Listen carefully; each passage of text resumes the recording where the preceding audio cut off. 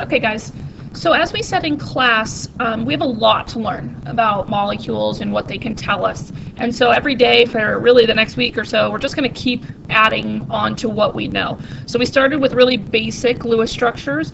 We added exceptions, like having more than 8 in the center or having an odd number of electrons, boron, those types of things.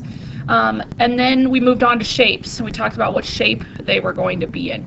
Now we're going to get into a couple other terminology things and some stuff about angles to make sure that you are fully voiced in everything and anything that we can have asked of us about a Lewis structure. So this part is going to be about bond order. Now you notice the definition says bond order is the number of bonding electron pairs shared by 2 atoms in a molecule. The really easy problems for this really are easy. Okay, if we have something like this CF4 molecule here. So if we have one like this CF4 molecule, sorry about that by the way, we have a very basic structure. You have 4 single bonds coming off of the carbon atom. And so if you were asked what the bond order was, by the way, the bond order is for each individual bond. It's not for the whole molecule, but for each individual bond. So for this molecule, this bond right here that I'm pointing at would be a bond order of 1 because it's a single bond. You see 1 for single bonds.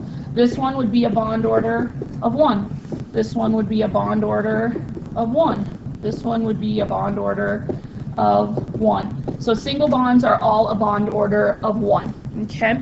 Now, the second molecule we see has resonance, and this is what we were talking about in class the other day. Remember the whole 1 1/2 and 1 1/3 bonds and that discussion. You see we have resonance. We know the 2 structures, neither one of them are correct. The actual molecule itself is really a meld of those 2 molecules. And so in order to correctly talk about the bonds, in this first molecule, they're single bonds, all of them. So we could say that all the bonds are bond order of 1, they're all weak, that the weakest type of bond we have, etc. Well, if we just look at the second one example, for what it is, it might look like a double bond and a single bond. So we have to have a way to correctly show someone that the bonds actually are equal, and that's what bond order does. So if you have resonance, so again, notice this is for resonance molecules only. We don't get to just follow the convention of a single bond is a 1 and a double bond is a 2 and a triple bond is a 3. We actually have to calculate what the bond order is going to be. So what you do, and you can see this equation right here on your paper, is you're going to take, the top says the number of electron pairs, okay, over the number of bonding groups. So this actually should say number of bonding, if you would add that please, number of bonding electron pairs over the number of bonding groups. So let's count the number of bonding electron pairs. So here's 1 pair of electrons that is bonding, a single bond. And then over here, there's a pair here and a pair here. Okay, so each line essentially is what you're trying to be figuring out. So this top part here is how many lines you have. So we have 3. Okay, it doesn't matter if I'm looking at this molecule or this molecule, both of them show 3 lines. Then it says over the number of bonding groups. So those 3 bonds are being shared in this bond and this bond here.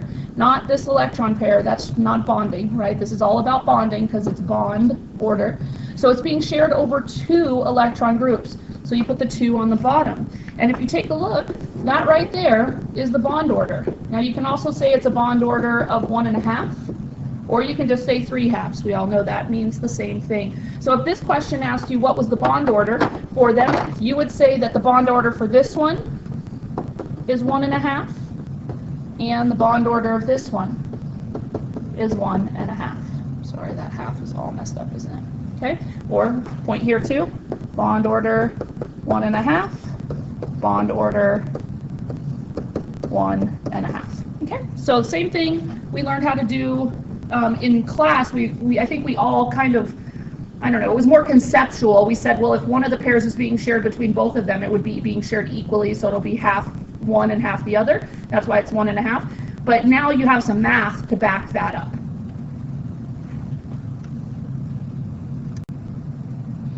All right, so the next one on your notes is about bond length. Now we did talk about this a little bit. I had to tell you about resonance, and so that we could talk about lengths. But we talked about the fact that a single bond is the longest type of bond.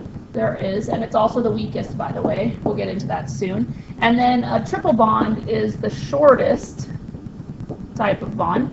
And that fact, or that piece of information, will be useful for us in certain things that we're going to talk about. So you just kind of at this point need to commit to your memory that single bonds are longer and triple bonds are shorter. This is another resonance structure. So since we just did bond order, let's go ahead, and even though I told you on the paper what the bond order is, let's calculate it so we get one more chance to practice. So if you take a look here, you have 3 different bonding areas. But remember, what goes on top of your fraction that you're going to make is how many lines you have, how many bonding groups, bonding pairs there are. So I've got 1, 2, 3, 4 bonding pairs. So I'm going to put a 4, but they're being shared over 1, 2, 3 areas. So it's going to be 4/3, which of course is the same as saying a 1 1/3. So for this molecule, the bond order of all the bonds, each bond individually has a bond order of 1 1/3. So it's not quite as long as a single bond, but it's not as short as a double bond. It's definitely closer to the length of a single bond because 1 1/3 is closer to 1 than it is to 2. So again, another example of that bond order. Now, in terms of length, so let's say they gave you 2 molecules, one had a real single bond and one had a real double bond. Then the real single bond would be longer and the real double bond would be shorter. But they like to give you these resonance structures, like this example that we have right here, and they like to ask you what the length of those bonds are.